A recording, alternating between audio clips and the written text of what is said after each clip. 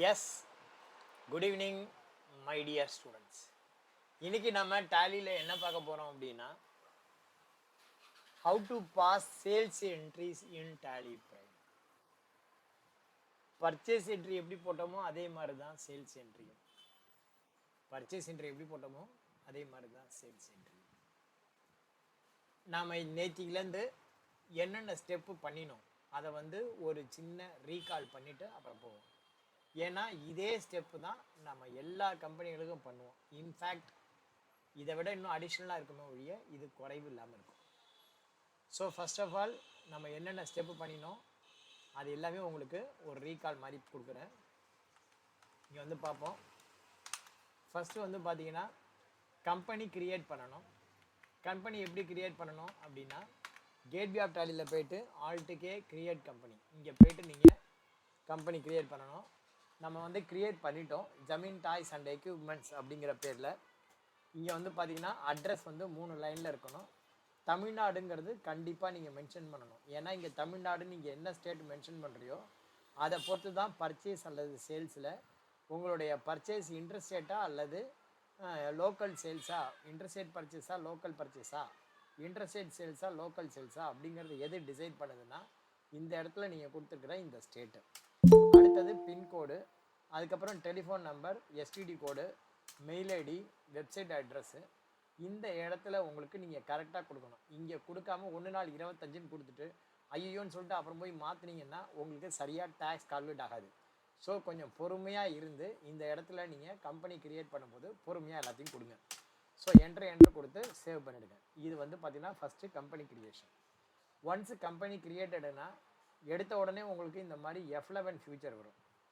இந்த F11 future பார்த்தீங்கன்னா accounting, inventory, taxation, அதுக்கப்புறம் ஆன்லைன் அக்சஸ், பேரோல், அதர்ஸ் அப்படின்னு நிறைய இருக்குது. இந்த ஃபியூச்சர்ஸை பற்றி உங்களுக்கு சொல்கிறேன்.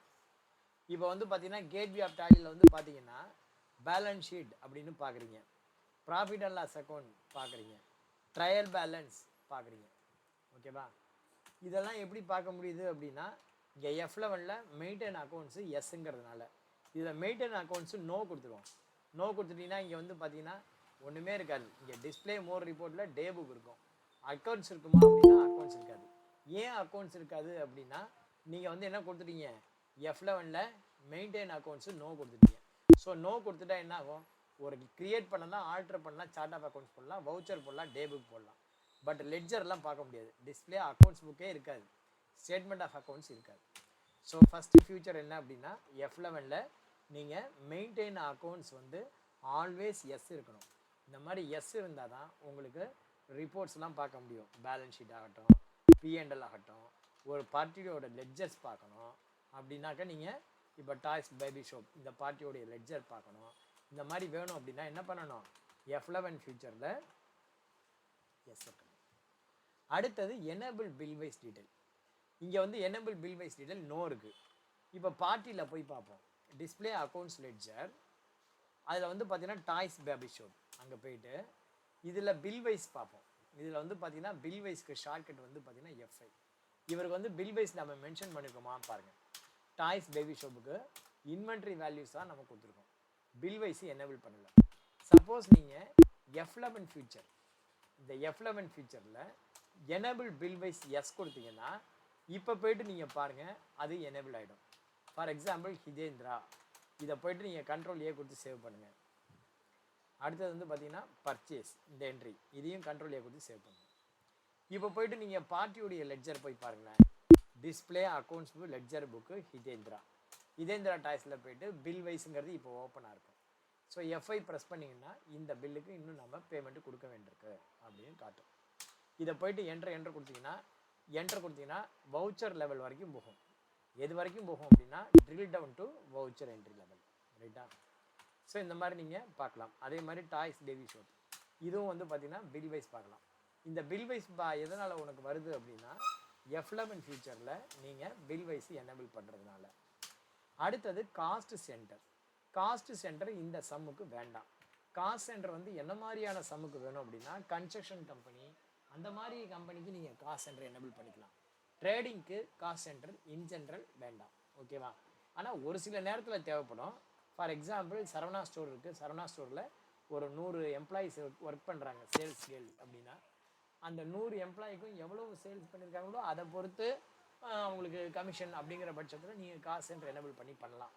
அதர்வைஸ் நீங்கள் காஸ்ட் சென்டர் பேலன்ஸ் ஷீட் லெட்ஜருக்கு please don't create. Cost centre should create only for P&L ledger, not for balance sheet ledger.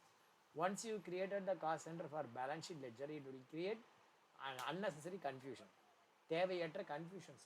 அதனால் நீங்கள் கிரியேட் பண்ண வேண்டாம். ரைட்டா? அடுத்தது பாருங்கள், எனேபிள் இன்ட்ரெஸ்ட் கால்குலேஷன்.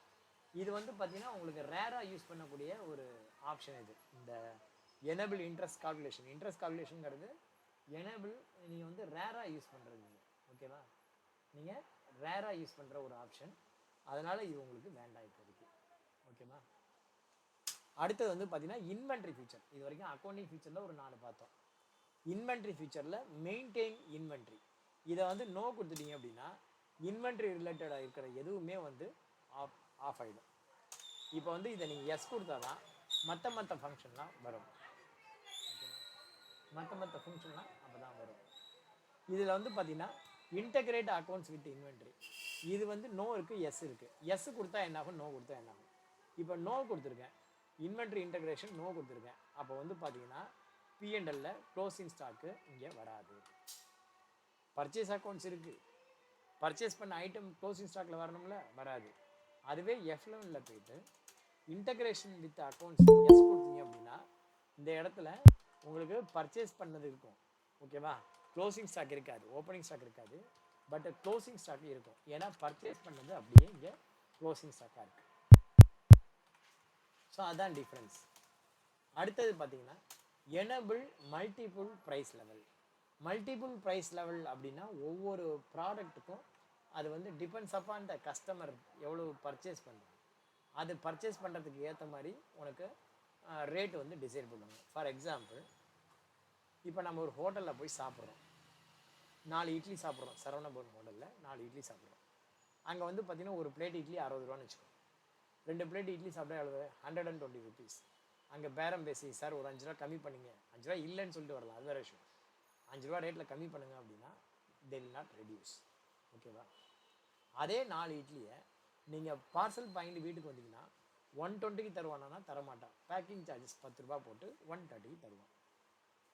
அதே இட்லி உங்கள் வீட்டில் ஒரு ஃபங்க்ஷன் நடக்குது, அந்த ஃபங்க்ஷனுக்கு ஒரு 50 பேர் சாப்பிட வராங்க, 100 பேர் சாப்பிட வராங்க.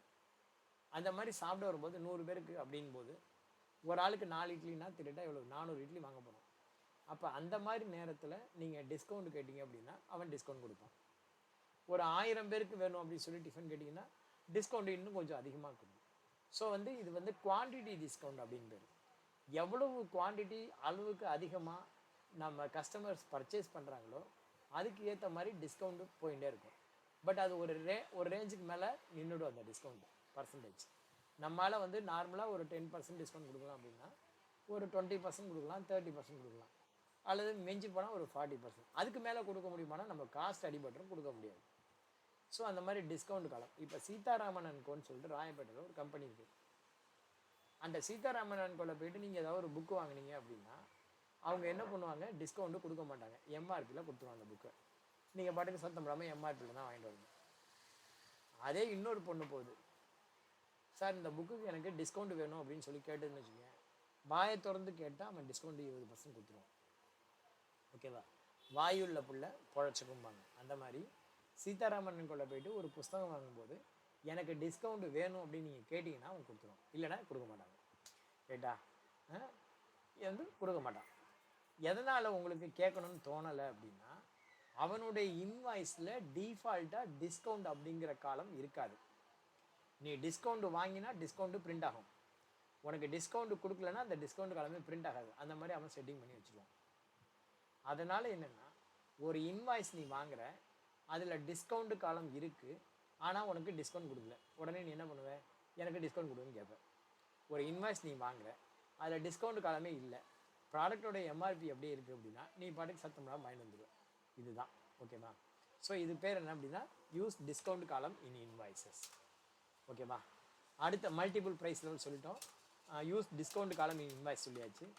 அடுத்தது எனேபிள் பேட்சஸ். பேட்ச் டீட்டெயில்னா என்ன, எதுக்காக இந்த பேட்ச் டீட்டெயில்? ஒன்றும் இல்லை, இப்போ சமீபத்தில் ஒரு இன்சிடெண்ட்டு. என்ன இன்சிடெண்ட் அப்படின்னா, மத்திய பிரதேசில் கோல்ட்ரீஃப் அப்படின்னு ஒரு மெடிசின். என்ன மெடிசின்? கோல்ட்ரீஃப். இதை வந்து பார்த்தீங்கன்னா பேன் பண்ணிட்டாங்க. கோல்ட்ரீஃப், ஓகேவா? கோல்ட்ரீஃப் அப்படின்னு ஒரு மெடிசின். இந்த மெடிசினை வந்து பேன் பண்ணிட்டான். எதுக்காக பேன் பண்ணிட்டாங்க? மத்திய பிரதேசில் 4 வயசுக்கு கீழே இருக்கிற குழந்தைங்களுக்கு இந்த மெடிசினை ரெக்கமெண்ட் பண்ணி கொடுத்ததுனால அதை சாப்பிட்டுட்டு 22 குழந்தைகள் மரணம் அடைஞ்சிட்டாங்க. ஒரு குழந்தை 2 குழந்தை செத்துது, அப்படியே வரிசையாக 22 குழந்தைங்க செத்து போச்சு. எதனால்? இந்த கோல்ட்ரீஃப் இப்போ தான் முதல்ல கொடுக்குறாங்களா குழந்தைகளுக்குன்னா கிடையாது. கோல்ட்ரீஃப் மெடிசின் ஆல்ரெடி ரொம்ப நாளாக கொடுத்துட்டு தான் இருக்காங்க. நிறைய பேர் ப்ரொடக்ஷன் ஆகி தான் இருக்குது.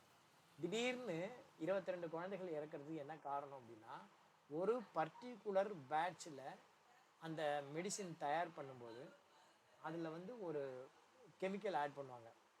என்னென்னா, நம்ம இங்கு போடுறோம் இல்லையா, பேனாவில் இங்கு, அந்த கெமிக்கலை அவங்க வந்து என்ன பண்ணுறாங்க, ஆட் பண்ணுறாங்க.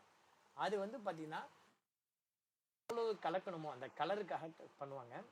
நார்மலாக எவ்வளோ கலக்கணுமோ, எவ்வளோ மில்லி கலக்கணுமோ, இப்போ 1 லிட்டருக்கு 2 எம்எல் போடணும் அப்படின்னா 1 லிட்டருக்கு 10 எம்எல் போட்டாங்க. அதான் பிரச்சனை. ஸோ இந்த மாதிரி நார்மலாக எவ்வளோ கலக்கணுமோ அதை விடவும் அதிகமாக கலந்துட்டாங்க. அதனால் என்னாச்சு, அந்த குழந்தைகளுக்கு பாதிப்பு ஏற்பட்டு அது மரணம் அடைஞ்சாங்க. ரைட்டா? இப்போ வந்து கோல்ட்ரீஃபில் வந்து பார்த்திங்கன்னா மேனுஃபேக்சரிங்க்கு இன்றைக்கி ஒரு 10 பேர் வந்திருப்பான் வேலைக்கு. ஒரு நாளைக்கு 3 ஷிஃப்ட்டு பேட்ச் நடக்கும். Morning batch, evening batch, night batch, இப்படி 3 ஷிஃப்ட்டில் ப்ரொடக்ஷன் நடக்குதுன்னு வச்சுக்கோங்க. இதில் ஒரு 4 மாதமாக ப்ரொடக்ஷன் ஆகிட்டே இருக்குல்ல, ஏப்ரல் 1ஆம் தேதியிலேருந்து அப்படி ப்ரொடக்ஷன் ஆகிட்டே இருக்குது. எந்த பேட்சில் இந்த மாதிரி மிஸ்டேக் நடந்தது, இந்த மிஸ்டேக்குக்கு யார் காரணம் அப்படிங்கிறத இன்வெஸ்டிகேஷன் பண்ணணும். ரைட்டா? இந்த இன்வெஸ்டிகேஷன் பண்ணணும். எப்படி பண்ணுவாங்க? உனக்கு அந்த எந்த மருந்தை சாப்பிட்டு அந்த குழந்தை இறந்து போச்சோ அதை வந்து அந்த பாட்டிலில் அந்த மேனுஃபேக்சரிங் டேட்டு, எக்ஸ்பைரி டேட்லாம் இருக்கும். அதை வச்சு ட்ராக் பண்ணி இந்த பேட்ச் யார் மேனுஃபேக்சரிங் பண்ணா அப்படிங்கிறத கண்டுபிடிச்சி அந்த எம்ப்ளாயிஸ் மேலே ஆக்ஷன் எடுப்பாங்க. ஸோ அதுக்காக தான் வந்து பார்த்திங்கன்னா உனக்கு பேட்ச் வைஸ் டீட்டெயில் மெயின்டைன் பண்ணுறது. டேலியில் நம்ம பேட்ச் வைஸ் டீட்டெயில் மெயின்டைன் பண்ணலாம், நான் எப்படிங்கிறது காட்டுவேன். இந்த மாதிரி இது ஒன்று. இன்னொரு இன்சிடெண்ட் என்ன இருக்குது அப்படின்னா, ஒரு ஃபேமஸான கார் கம்பெனி, அந்த ஃபேமஸான கார் கம்பெனி ஒரு பர்டிகுலர் பிராண்டு காரை வந்து ப்ரொடியூஸ் பண்ணும்போது அவங்க வந்து பார்த்திங்கன்னா கவர்மெண்ட்டை சொல்லியிருக்கிற அந்த பர்சன்டேஜை விடவும் அளவுக்கு அதிகமாக புகையை வெளியில் விட்டுருக்கு. அது நமக்கு தெரியுமானா தெரியாது. ரைட்டா? அந்த மாதிரி திருட்டு ஒரு 4 லட்சம் கார்களை விற்பனை பண்ணிட்டாங்க. அதுக்கப்புறம் பார்த்தீங்கன்னா கவர்மெண்ட் அவனை கூப்பிட்டு வார்ன் பண்ணியிருக்கு, மரியாதையாக அந்த காரெல்லாம் திருப்பி வித்ட்ரான் பண்ணணும் அப்படின்ட்டு. அதுக்கப்புறம் யாருக்கெல்லாம் அந்த ஒரு பர்டிகுலர் பேட்சில் யாருக்கெல்லாம் அந்த கார் போச்சோ அந்த காரெல்லாம் திருப்பி கூப்பிட்டு அதை கரெக்ட் பண்ணி கொடுத்தாங்க. இது 2வது இன்சிடென்ட். 3வது பேட்ச் டீட்டெயில்ங்கிறது எதுக்காக மெயின்டைன் பண்ணணும்? காஸ்ட்டு பர் யூனிட் எவ்வளோங்கிறத கண்டுபிடிக்கணும். அதுக்காகவும் நம்ம பேட்ச் டீட்டெயில் மெயின்டைன் பண்ணுவோம். ஒன்றும் இல்லை, ஒரு ஹோட்டல் இருக்குது. ஒரு ஹோட்டலில் இட்லி இருக்குது. இட்லி என்ன ரேட்டு? சாதாரணமாக ஒரு ஹோட்டலில் பார்த்தீங்கன்னா இட்லி வந்து ஒரு 30 ரூபா இருக்குன்னு வச்சுக்கோங்க. ஒரு இட்லி 30 ரூபான்னு எப்படி ரேட் ஃபிக்ஸ் பண்ணுறாங்க? ஒரு இட்லியோட ரேட் 30 ரூபான்னு எப்படி ஃபிக்ஸ் பண்ணுறாங்க? ஒரு ஆளை கூப்பிட்டு ஒரே ஒரு இட்லி தயார் பண்ணுறதுக்கு எவ்வளோ அரிசி, எவ்வளோ உளுந்து வேணும், அதை மிக்ஸ் பண்ணி அரைச்சி அந்த ஒரே ஒரு இட்லியை ஒரு இட்லி பானையில் ஊற்றி கேஸை பற்ற வச்சு அந்த ஆளை கூப்பிட்டு அரைச்சி இட்லி ஊற்றி வேக வச்சு அந்த ஒரு இட்லிக்கு தேவையான சட்னி சாம்பாரை போட்டு இந்த ஒரு இட்லி தயார் பண்ணுறதுக்கு எவ்வளோ காஸ்ட் பர் யூனிட் அப்படின்னு கண்டுபிடிச்சான்னு வச்சுக்கோங்க. அந்த ஒரு இட்லி அவன் 1000 ரூபாய்க்கு விற்றா தான் கட்டுப்படி ஆகும். தாஜ் கோரமண்டலே இட்லி 1000 ரூபா கிடையாது. ரைட்டா? இட்லி ப்ரைஸே அட்டு தாஜ் கோரமண்டல் அப்படின்னு போட்டு பார்ப்போம் பாருங்கள். ஏன்னா ஒரு ஆள் சம்பளமே என்னாச்சு? 1000 ரூபா ஆச்சு. Idli price at Taj Coromandel hotel, Taj Coromandel hotel, அங்கே பார்ப்போம் இட்லியோடைய ப்ரைஸ் என்ன அப்படின்னு சொல்லிட்டு.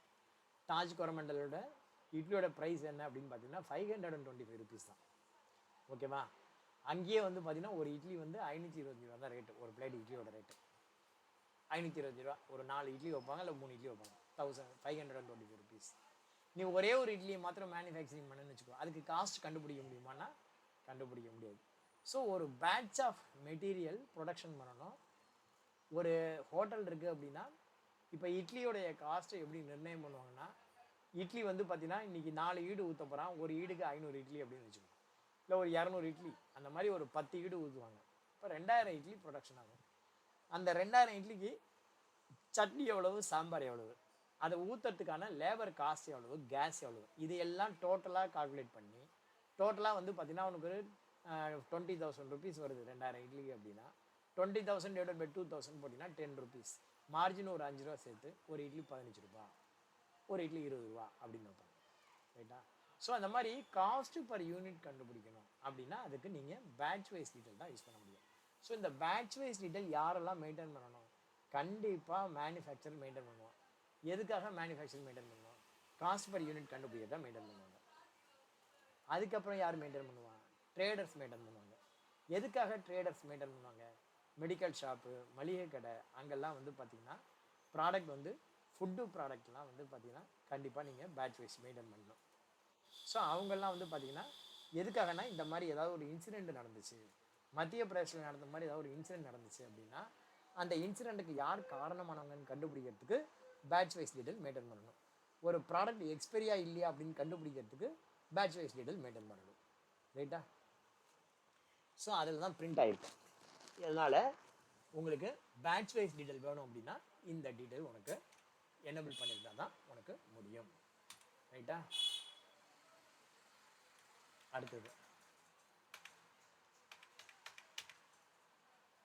ஸோ இந்த சமுக்கு நமக்கு வேண்டாம். அடுத்தது job order processing. Job order ப்ராசஸிங்னா என்ன? Enable job order processing. இப்போ நம்ம வீட்டில் ஒரு கல்யாணம் நடக்குதுன்னு வச்சுக்கோம். கல்யாணம் நடக்கிறதுக்கு நம்ம என்ன பண்ணுவோம்? மேரேஜ் இன்விடேஷன் அடிப்போம். மேரேஜ் இன்விடேஷன் நீங்கள் 2 வகையில் அடிக்கலாம். என்ன பண்ணலாம்? ஒன்று, நேராக பாரிஸ் போய்ட்டு ஒலிம்பிக் வெட்டிங் கார்டில் ஒரு 1000 கார்டை வாங்கி, உங்களுக்கு பிடிச்ச கார்டை வாங்கி அதை கொண்டு போய் அச்சாபீஸில் கொடுத்து மேட்ரை கொடுத்து நீங்கள் பிரிண்ட் பண்ணி வாங்கிட்டு வரலாம். அந்த மாதிரி வாங்கினா அதுக்கு பேர் ஜாப் கார்டு அப்படின்னு பேர். அதுவே வந்து பார்த்தீங்க அப்படின்னா ஒரு அச்சாபீஸ்க்கு போயிட்டு அந்த அச்சாபீஸில் யார் இங்கேயே கத்தின்னு இருக்காங்க, இங்கே யார் பேசிட்டு இருக்காங்க?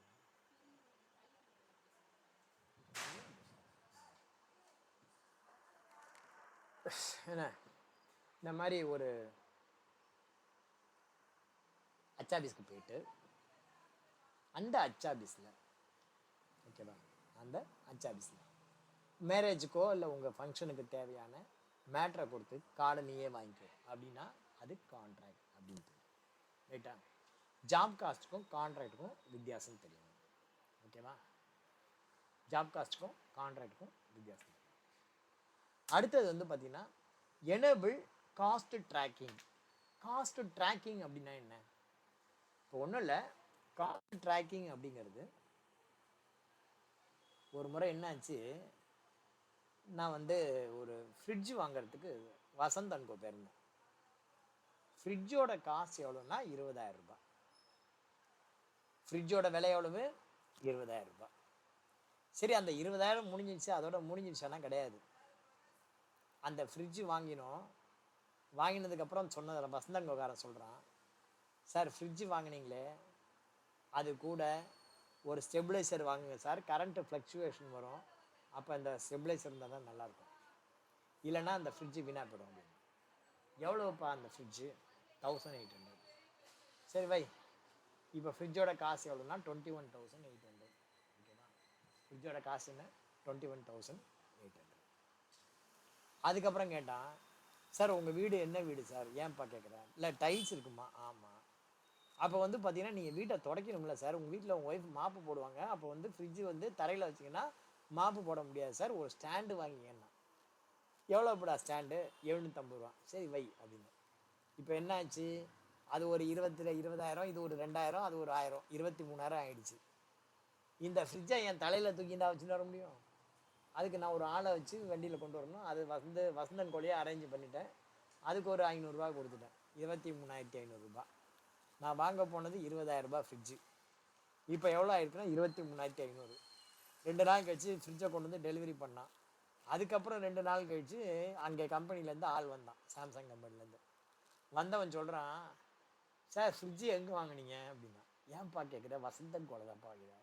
சார் இந்த ஸ்டெபிளைசர் வந்து லோக்கல் டெல்லி மாடல், இந்த ஸ்டெபிளைசர் வாங்கிடுங்க, வெடிச்சு முடிச்சா அப்படின்றான். ஒய்ஃப் அப்படியே நம்மளை பார்க்குறாங்க. நான் அப்போவே சொன்னேங்கிற மாதிரி அவங்களுடைய பார்வை அப்படி இருக்கும். ரைட்டா? சில சமயம் பார்த்தீங்கன்னா அர்ச்சனை பண்ணுறது, கோயிலுக்கு போவாங்க ஹஸ்பண்ட் ஒய்ஃப் 2 பேர். ஹஸ்பண்ட் ஒய்ஃப் 2 பேர் எப்படி பேசுவாங்கங்கிற சொல்கிறேன் பாருங்க. ஹஸ்பண்ட் ஒய்ஃப் 2 பேர் கோயிலுக்கு போகிறாங்க. கோயிலில் குருக்கள் கேட்குறாரு, ஒய்ஃபை பார்த்து கேட்குறாரு. முதல்ல ஹஸ்பண்டை கேட்குறாரு, யார் பேருக்கு அர்ச்சனை பண்ணணும்? ஹஸ்பண்ட் என்ன சொல்லுவான், ஒய்ஃப் பேருக்கு அர்ச்சனை பண்ணுங்க அப்படின்பா. சரின்னு சொல்லிட்டு ஒய்ஃப் பேருக்கு அர்ச்சனை பண்ணுறதுக்கு வாங்கிட்டார். இந்த ஒய்ஃபும் அம்மாவும் ஒரு கையில் ஒரு அர்ச்சனை தட்டு வச்சுருக்கு. யார் பேருக்கு அர்ச்சனை பண்ணணும் அப்படின்னு குருக்கள் கேட்குறாரு. அதுக்கு அந்த ஒய்ஃப் என்ன திரும்ப சொல்லியிருக்கோம், நார்மலாக வந்து பார்த்தீங்கன்னா என்ன எதிர்பார்ப்போம், நம்ம ஹஸ்பண்டு பேரை சொல்லணும். இல்லை சாமி பேருக்கு பண்ணிவிடுங்க. அந்த குருக்கள் கேட்குறாரு, ஏம்மா அவர் உங்கள் பேரில் பண்ணுறாரு, நீங்கள் அவர் பேரில் பண்ணலாமே அப்படின்னு. அவருக்கு வீட்டில் நான் அர்ச்சனை நான் பண்ணிக்கிறேன், நீ உன் வேலையை பாரு, போய் சாமி பேருக்கு பண்ணு அப்படின்னு சொல்லி. அந்த மாதிரி அவங்களுடைய பார்வையே அந்த மாதிரி இருக்கும். ரைட்டா? அந்த மாதிரி நம்ம கொண்டு வச்சதும், ஏங்க நான் அப்போவே சொன்னேன்ல நல்லதாக வாங்குங்க, நீ இப்போ போய் இந்த மாதிரி வாங்கிட்டு வந்து வச்சுருக்கீங்க அப்படின்னு ஒரு கடிச்சு விடுவாங்க. சரி என்ன பண்ணுறது, கடைசி வரைக்கும் நம்ம வந்து திட்டு வாங்காமல் இருக்கணுமே அப்படின்னு. சொல்லுப்பா, எவரெஸ்ட் ஸ்டெபிளைசரா வாங்கிட்டு வச்சுட்றேன். அப்போ இந்த ஸ்டெபிளைசர் சரி ஓரம் கட்டி இருக்கட்டும், அவ்வளோதான். ரைட்டா? எவரெஸ்ட் ஸ்டெபிளைசர் எவ்வளோடா, 4000 ரூபா. ஏற்கனவே 23,000 ஆகிடுச்சா, இன்னொரு 4000 ரூபா ஆகிடுச்சா, வாங்கிடு அப்படி சொல்லி கொண்டு வந்தாச்சு. சார் என்ன சார் ஸ்டாண்டு, சின்ன பொருளை ஏறி நின்னாலே உடஞ்சி போய்டும் சார், இந்த ஸ்டாண்டை போய் வாங்கிட்டு வந்துருக்கீங்க 750 ரூபா விட்டு, உங்களை நல்லா ஏமாற்றிட்டான். என்னையா சொல்கிறேன்? இல்லை சார் நம்ம கம்பெனியில் பார்த்தீங்கன்னா நல்ல ஒரு இரும்பில் இருக்குது சார் ஸ்டாண்டு, லைஃப் லாங் வரும், 4 பேர் ஏறி நின்னாலும் ஒன்றும் ஆகாது. நீங்கள் இவ்வளோ பெரிய ஃப்ரிட்ஜு வெயிட்டு 150 கிலோ இருக்கும், அதை தூக்கி வச்சிங்கன்னா பிளாஸ்டிக் மேலே வச்சா உடஞ்சிடாதா சார் அப்படின்னு. அப்படியே நம்மளை பார்ப்பாங்க. ஏற்கனவே நம்ம ஸ்டெபிளைசர் மேட்டரில் மாட்டிட்டோம், வேண்டாம் பச்சாமி அதையும் வச்சுட்டு போ, முடிஞ்சு போச்சா, அதையும் வச்சாச்சு. கடைசியில் இன்சுலேஷன் பண்ணி போகும்போது பார்த்தீங்கன்னா அவங்க கையில் ஒரு 500 ரூபா. இப்போ நான் ஃப்ரிட்ஜு வாங்க ஆரம்பித்தது 20,000 ரூபாய்க்கு, வந்து முடிஞ்சது 28,000. அப்போ ஃப்ரிட்ஜோட காஸ்ட் என்ன அப்படின்னா 8,000 ரூபாய் அடிஷ்னலாக ஆட் ஆகிருக்கு பார்த்தியா, அந்த 8,000த்தையும் ஃப்ரிட்ஜில் தான் வைக்கணும். ஸோ ஃப்ரிட்ஜோட காஸ்ட்டு 28,000. இதுதான் track additional cost of purchase. அப்போ நீ ஒரு கம்பெனியில் ஒர்க் பண்ணுற அப்படின்னா ட்ராக் அடிஷ்னல் காஸ்ட் ஆஃப் பர்ச்சேஸ்னா என்ன, ஒரு மெட்டீரியல் நீ என்ன ரேட்டுக்கு வாங்குறியோ அது மாத்திரமே காஸ்ட்டு கிடையாது, அந்த மெட்டீரியல் கூட அந்த மெட்டீரியலை எடுத்துகிட்டு வர்ற லேபர் காஸ்ட், தூக்கிட்டு வர காசு, அதுக்கப்புறம் அதுக்கு வண்டி சத்தம், வண்டியில் டிரான்ஸ்போர்ட் வெஹிக்கிளில் போட்டுருந்தோம் பார்த்தியா, அந்த ஃப்ரைட்டு, அதை ஏற்றுறது, அது இறக்கிறது, அது எல்லாமே பார்த்திங்கன்னா அந்த மெட்டீரியலில் நீங்கள் ப்ரப்போர்ஷனேட்டாக வைக்கணும். அந்த மாதிரி ப்ரப்போர்ஷனேட்டாக வைக்கும்போது உனக்கு காஸ்ட் பர் யூனிட் அப்படிங்கிறது ரிவைஸ்டு காஸ்ட் பர் யூனிட் எவ்வளோங்கிறது தெரியும். எப்படி எனக்கு ஃப்ரிட்ஜுக்கு 20,000 ஃப்ரிட்ஜு 28,000 ஆச்சோ அந்த மாதிரி உனக்கு ஒவ்வொரு ப்ராடக்டோடைய காஸ்ட் பர் யூனிட் தெரியும். அந்த மாதிரி காஸ்ட் பர் யூனிட் தெரிஞ்சால் தான் உன்னால் செல்லிங் ப்ரைஸ் பண்ண முடியும். அதுக்கு வந்து பார்த்திங்கன்னா இந்த ஆப்ஷன் நீ எனேபிள் பண்ணணும். இது வந்து எங்கே பயன்படும் அப்படின்னா ட்ரேடர்ஸ்க்கு ரொம்ப முக்கியமாக பயன்படும். ரைட்டா? ஸோ அது வேணும்னா நீங்கள் ட்ரேடர்ஸ்க்கு பயன்படுத்திக்கலாம். அடுத்தது ஜாப் காஸ்டிங். ஜாப் காஸ்டிங் தான் உங்களுக்கு சொல்லிட்டேன், ஓகேவா? டிஸ்கவுண்ட் காலம் இன் இன்வாய்ஸை சொல்லியாச்சு. அடுத்தது use separate actual and billed quantities. இப்போ நீங்கள் சரவணா ஸ்டோரில் போய் ஒரு ப்ராடக்ட் வாங்குறீங்க, சரவணா ஸ்டோரில் போய் வாங்குறீங்க அப்படின்னா அதில் வந்து பண்டில்டு ஆஃபர் கொடுத்துருப்பான். 3 வாங்கினா 1 ஃப்ரீ, 10 வாங்கினா 2 ஃப்ரீ அப்படின்னு சொல்லிட்டு. ஸோ அந்த மாதிரி பண்டில்டு ஆஃபர் உள்ள ப்ராடக்ட் இருந்துச்சு அப்படின்னா அதுக்கு நீங்கள் இதை எனேபிள் பண்ணிக்கணும். அடுத்தது ஜிஎஸ்டி, இதை நம்ம சொல்லிட்டோம். அதுக்கப்புறம் மற்றதெல்லாம் அடிஷ்னல் ஆப்ஷன் வேணும்னா நீங்கள் பண்ணிக்கலாம். ஸோ இப்போ வந்து பார்த்தீங்கன்னா இது வரைக்கும் என்ன சொல்லியிருக்கோம், உங்களுக்கு மொதல் ஸ்டெப்பு கம்பெனி எப்படி கிரியேட் பண்ணுறது, ரெண்டாவது F11 ஃபியூச்சர் எப்படி எனேபிள் பண்ணுறது, மூணாவது வந்து பார்த்தீங்கன்னா ஸ்டாக் குரூப் எப்படி கிரியேட் பண்ணுறது. ஸ்டாக் குரூப் எப்படி கிரியேட் பண்ணணும், கேட்வே ஆஃப் டேலியில் போய்ட்டு கிரியேட்டு ஸ்டாக் குரூப், அங்கே போய்ட்டு நீங்கள் என்ன பண்ணணும், HSN 9503-12% அல்லது HSN 9503-exempted அப்படின்னு கொடுக்கணும். இந்த இடத்துல should quantities of items to be added, yes no. இந்த இடத்துல quantities of items to be added நீ எஸ் கொடுத்தாலும் ஒன்று தான், நோ கொடுத்தாலும் ஒன்று தான், எரும மாட்டு மேலே மழை பெஞ்ச மாதிரி. அதனால் ஒரு ரிசல்ட்டும் இது கிடையாது. ரைட்டா? எஸ் கொடுத்துட்டு நோ கொடுத்துக்கலாம், நோ கொடுத்துட்டு எஸ் கொடுத்துக்கலாம், ஒன்றும் பிரச்சனை இல்லை. ரைட்டா? அடுத்தது தப்பாயினா தானே ரப்பருங்கிற மாதிரி இந்த இடத்துல நீங்கள் டேக்ஸ் கண்ட்ரோல் கொடுக்கணும். ஆல்ரெடி நான் உங்களுக்கு சொல்லியிருக்கேன், நீங்கள் வந்து டேக்ஸ் கண்ட்ரோல் எங்கே கொடுக்கணும் அப்படின்னா உன்னுடைய கம்பெனியில் நீ இன்வென்ட்ரி மெயின்டைன் பண்ணுற, இன்வென்ட்ரி மெயின்டைன் பண்ணலை, 2 சினாரியோ. இன்வென்ட்ரி மெயின்டைன் பண்ணால் கண்ட்ரோலை இன்வென்ட்ரியில் கொடு, இன்வென்ட்ரி மெயின்டைன் பண்ணலைன்னா லெட்ஜரில் கொடு. இப்போ இன்வென்ட்ரி மெயின்டைன் பண்ணுற இந்த எக்ஸல் ஷீட்டில் பார்த்தீங்கன்னா 125 ஐட்டம் இருக்குது. நீ 125 ஐட்டத்துக்கும் பர்டிகுலராக ஒவ்வொரு ஐட்டத்துக்கும் இதுக்கு இன்ன டேக்ஸ் இதுக்கு இன்ன டேக்ஸ் அப்படின்னு கொடுக்கறது பெஸ்ட்டா, இல்லை எல்லாத்தையும் குரூப் பண்ணி மொத்தமே 2 குரூப் தான் HSN வைஸ் போட்டிங்கன்னா 9503 எக்ஸம்டட், 9503 12%. இந்த மாதிரி 2 குரூப் கிரியேட் பண்ணி அந்த ஐட்டம்லாம் அதுக்கு கீழே கொண்டு வரது பெஸ்ட்டாக நீங்களே பார்த்துக்கோ. ரைட்டா? ஸோ அந்த மாதிரி இருந்தால் என்ன பண்ணோம், இங்கே என்ன ஆப்ஷன் இருக்குது, முதல்ல என்னென்ன ஆப்ஷன் இருக்குது பாருங்கள். ஆஸ் பர் கம்பெனி அல்லது ஸ்டாக் குரூப். ஓகேவா? ஒன்று கம்பெனி லெவலில் F11 டேக்ஸ் கண்ட்ரோல் கொடுக்கலாம். அது எப்போ கொடுக்கலாம், ஒரே ஒரு குறுக்கல் வராது வழிவிடுங்கோ அப்படிங்கிற மாதிரி ஓன் கம்பெனியில் ஒரே ஒரு ப்ராடக்டை சேல்ஸ் பண்ணுற அல்லது ஒரே ஒரு சர்வீஸ் பண்ணுற, அப்போ என்ன பண்ணலாம், நீ கம்பெனி லெவலில் F11 அங்கே கொடுக்கலாம். இல்லை சார் மோர் தென் ஒன் ப்ராடக்ட் அல்லது மோர் தென் ஒன் சர்வீஸ். மோர் தென் ஒன் சர்வீஸ்னால் கண்ட்ரோலை லெட்ஜரில் கொடு, மோர் தென் ஒன் ப்ராடக்ட்னா கண்ட்ரோலை இன்வென்ட்ரி குரூப்பில் கொடு. ஓகேவா? இங்கே வந்து கம்பெனி அல்லது ஸ்டாக் குரூப் அப்படின்னா ஆல்ரெடி நீ ஒரு குரூப் கிரியேட் பண்ணியிருந்தனா அந்த குரூப்பை இங்கே லிங்க் பண்ணலாம். அல்லது நீங்கள் ஸ்பெசிஃபைக் டீட்டெயில்ஸ் யார் ஜிஎஸ்டி கிளாசிஃபிகேஷன் வராது, ஸ்பெசிஃபைக் இன் வவுச்சர் நம்ம போடக்கூடாது. ஓகேவா? ஸோ ஸ்பெசிஃபைக் டீட்டெயில்ஸ் யார் இந்த இடத்துல என்ன பண்ணோம் 9504. அதே மாதிரி இங்கே டேக்ஸ் வந்து பார்த்தீங்கன்னா எக்ஸம்டட் அப்படின்னா எக்ஸம்டட் செலக்ட் பண்ணணும். டேக்ஸபிலிட்டியில் 4 சொல்லியிருக்கேன். என்னென்ன, எக்ஸம்டட், நில் ரேட்டட், டேக்ஸபிள், நான் ஜிஎஸ்டி. எக்ஸம்டட் அப்படின்னா என்ன, ஒன்ஸ் எக்ஸம்டட் ஆல்வேஸ் எக்ஸம்டட். அது பர்ச்சேஸ் பண்ணும்போதும் அந்த ப்ராடக்ட் டேக்ஸ் கிடையாது, சேல் பண்ணும்போதும் டேக்ஸ் கிடையாது. That is called exempted. அடுத்தது வந்து பார்த்தீங்கன்னா நில் ரேட்டட். நில் ரேட்டட் அப்படின்னா பர்ச்சேஸ் பண்ணும்போது அதுக்கு டேக்ஸ் உண்டு, ஆனால் சேல் பண்ணும்போது டேக்ஸ் கிடையாது. அப்போ என்ன அர்த்தம், நீ சேல் பண்ணும்போது கஸ்டமர் டேக்ஸ் கலெக்ட் பண்ணக்கூடாது. என்ன மாதிரி சூழ்நிலை கலெக்ட் பண்ணக்கூடாது, if a taxable product sold to a நான் டாக்ஸபிள் டெரிட்டோரி அல்லது நான் டாக்ஸபிள் பர்சன். அமெரிக்கன் எம்பசிக்கு விற்கிறோம், ரெட் கிராஸ் சொசைட்டிக்கு விற்கிறோம், the company which is situated in special economic zone நெப்ஸு அங்கெல்லாம் விற்றுருக்கோம் அப்படின்னா அங்கே வந்து நீங்கள் டேக்ஸ் கலெக்ட் பண்ணக்கூடாது. அடுத்தது வந்து பார்த்தீங்கன்னா non GST. Some products kept out of GST. Petrol இருக்குது, பெட்ரோல் வந்து ஜிஎஸ்டி வரம்பில் வராது, ஜிஎஸ்டி வரம்பில் வராது. அப்போ வந்து பார்த்தீங்கன்னா பெட்ரோலுக்கு கெப்ட் அவுட் ஆஃப் ஜிஎஸ்டி, அது நான் ஜிஎஸ்டி. இந்த 3 இல்லை அப்படின்னா, இந்த 3 இல்லை அப்படிங்கிற பட்சத்தில் என்ன அப்படின்னா டேக்ஸபிள், அந்த ப்ராடக்ட்டு டேக்ஸபிள். ஸோ இந்த ப்ராடக்ட் வந்து பார்த்தீங்கன்னா எக்ஸம்டட். ஒன்ஸ் நீ செலக்டட் எக்ஸம்டட் செலக்ட் பண்ணுறேன்னா you cannot enter the tax rate. ஏன்னா எக்ஸம்டடு அல்லது நில் ரேட் ரெண்டை செலக்ட் பண்ணாலும், நீ எக்ஸம்டட் செலக்ட் பண்ணாலும் சரி அல்லது நில் ரேட் செலக்ட் பண்ணாலும் சரி, you cannot enter the tax percentage.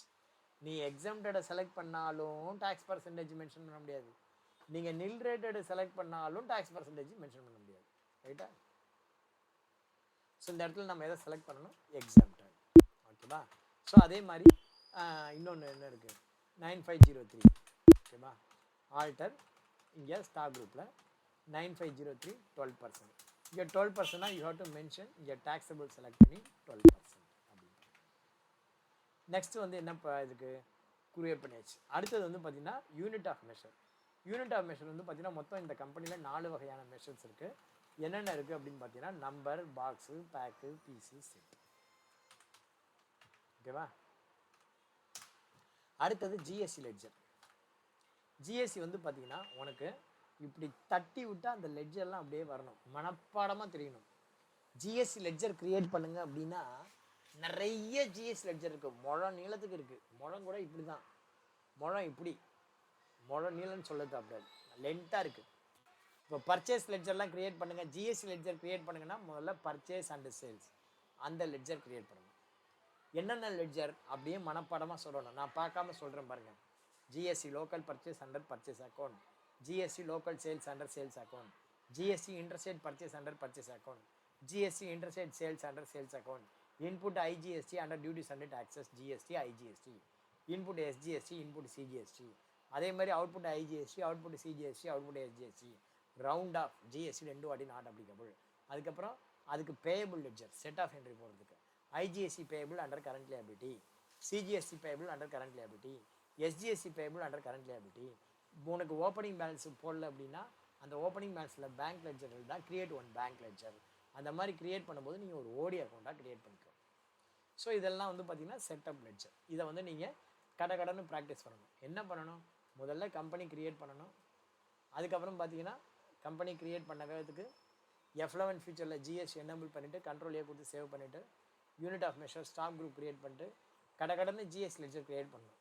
எல்லா லெட்ஜரும் ஒரு 4 வாட்டி கிரியேட் பண்ணணும். 4 வாட்டி கிரியேட் பண்ணிட்டு அப்புறம் டெலிட் பண்ணி தூக்கி போட்டுரு, திரும்பவும் பண்ணு. ஓகேவா? எனக்கு வந்து டேலி ஃபெமிலியர் ஆகிறதுக்கு என்ன காரணம்னா இதுதான் காரணம். எனக்கு டேலி வந்து ஃபெமிலியராக இருக்கிறதுக்கு ஒரே காரணம் என்ன அப்படின்னா, நான் ஏற்கனவே சொன்ன மாதிரி நான் வந்து டி நகரில் ஒரு கம்பெனியில் செக்யூரிட்டி வேலை பார்த்துட்டு இருந்தேன். அப்போ வந்து பார்த்தீங்கன்னா எனக்கு உங்களை மாதிரி ராமகிருஷ்ணா மிஷன்லாம் எனக்கு அப்போ கிடையாது. டேலி யாருமே சொல்லித்தர மாட்டாங்க. அப்பயே 3000 ரூபா ஃபீஸ் டேலிக்கு. அப்போ ஃப்ரீயாடுன்னு ஒரு பேப்பர் வாங்கி அந்த பேப்பரை வச்சுன்னு தான் நான் கற்றுட்டேன். ஓகேவா? நான் வந்து எனக்கு நானே செல்ஃபாக லேர்ன் பண்ணுவேன். அப்போ வந்து பார்த்தீங்கன்னா சினிமா நடிகைகள்லாம் சன்ரை கிரெடிட்டார், நடிகர்கள்லாம் டெட்டார் அப்படின்னு வச்சுப்பேன். அப்போ இவங்கள்ட்ட பர்ச்சேஸ் பண்ணி அவங்கள்ட்ட சேல்ஸ் பண்ணுவேன். அவங்கள்ட்ட காசை வாங்கி பேங்க்கில் டெபாசிட் பண்ணி இவனுக்கு பேமெண்ட் பண்ணுவேன். அதுக்கப்புறம் பார்த்தீங்கன்னா நைட்டு டெலிட் பண்ணிட்டு போயிடுவேன். டெய்லி இந்த வேலை காலம் நைட்டு 10 மணிக்கு ஆரம்பிச்சுன்னா நைட்டு 2 மணி வரைக்கும் இதையே பண்ணிட்டு இருப்பேன் நான். டெய்லி அதை அந்த வேலையை பண்ண அதனால தான் எனக்கு ப்ராக்டிஸ் ஆகி இன்றைக்கி வந்து பார்த்தீங்கன்னா டேலியில் நம்ம கிங்காக இருக்கும் அப்படின்னா அதுக்கு ரீசன் வந்து இதுதான். ஸோ இந்த ப்ராக்டிஸை வந்து நீங்கள் திரும்ப பண்ணணும். How many times you practice, அதுதான் உனக்கு நல்லது. Practice only bring perfection. Perfection is not a small thing. ஒரு வேலையை நீ பர்ஃபெக்டாக பண்ணுறது அப்படிங்கிறது சாதாரண விஷயம் இல்லை.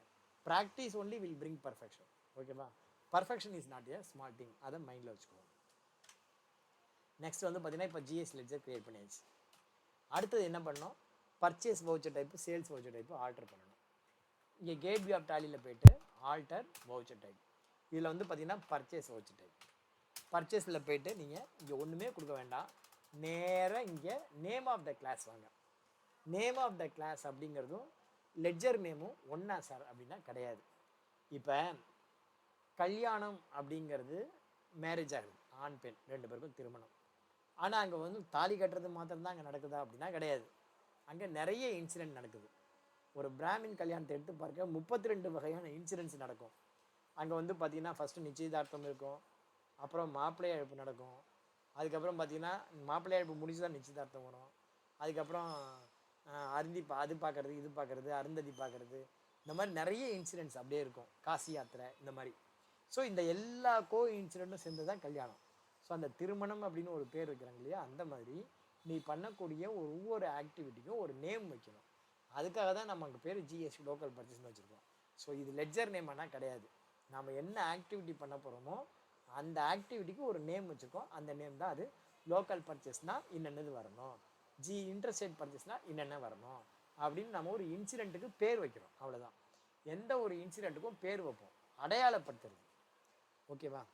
அதுக்கு வந்து பொருத்தமான பேர் வைக்கணும். இப்போ ஒன்றும் இல்லை, நீங்களே இருக்கீங்க, உங்களுக்கு வந்து பார்த்தீங்கன்னா இப்போ கார்த்திகேயன், பால் அபிஷேக், மோகனப்பிரியா அப்படின்னு பேர் இருக்குது.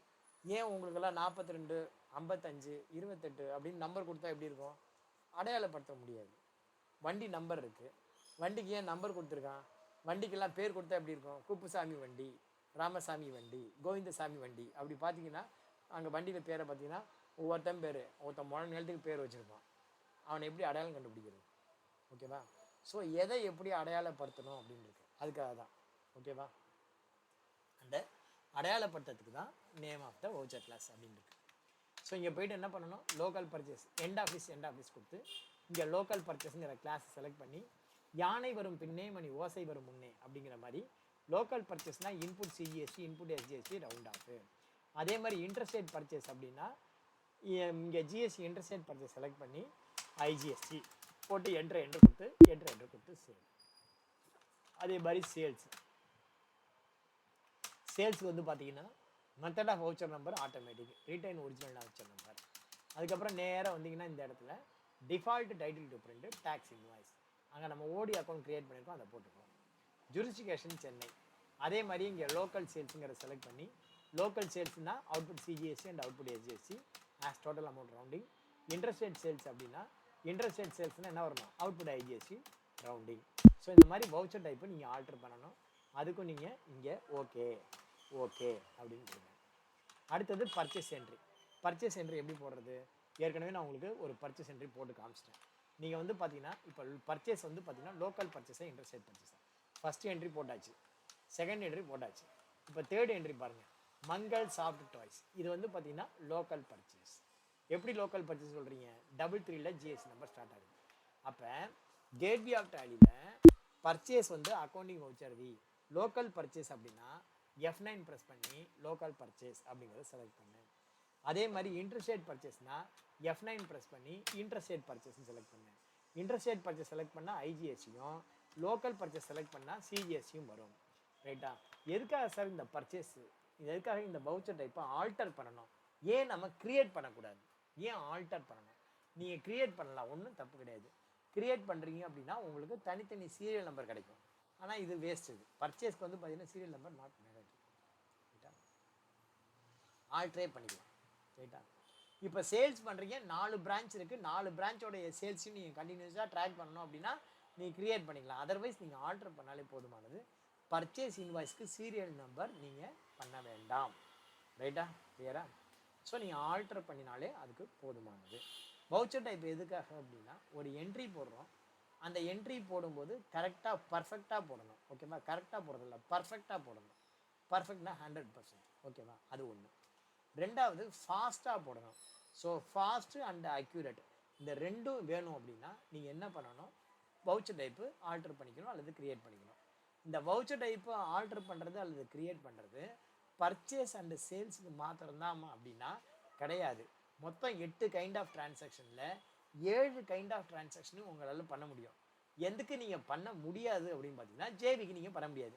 ஏன் சார் 7 கைண்ட் ஆஃப் டிரான்சாக்ஷனுக்கு பண்ண முடியுது, 8வது கைண்ட் ஆஃப் டிரான்சாக்ஷன் ஏன் சார் பண்ண முடியாது அப்படின்னு கேட்டிங்கன்னா, இதில் வந்து பார்த்தீங்கன்னா இந்த வவுச்சர் டைப்புங்கிறது உங்களுக்கு பேசிக்காக ஒரு கான்செப்டில் பின்னாடி இயங்குது. என்ன அப்படின்னா ஒரு டெபிட்டு மல்டிபிள் கிரெடிட்டு அல்லது ஒரு கிரெடிட்டு மல்டிபிள் டெபிட், இந்த கான்செப்டில் தான் வருது.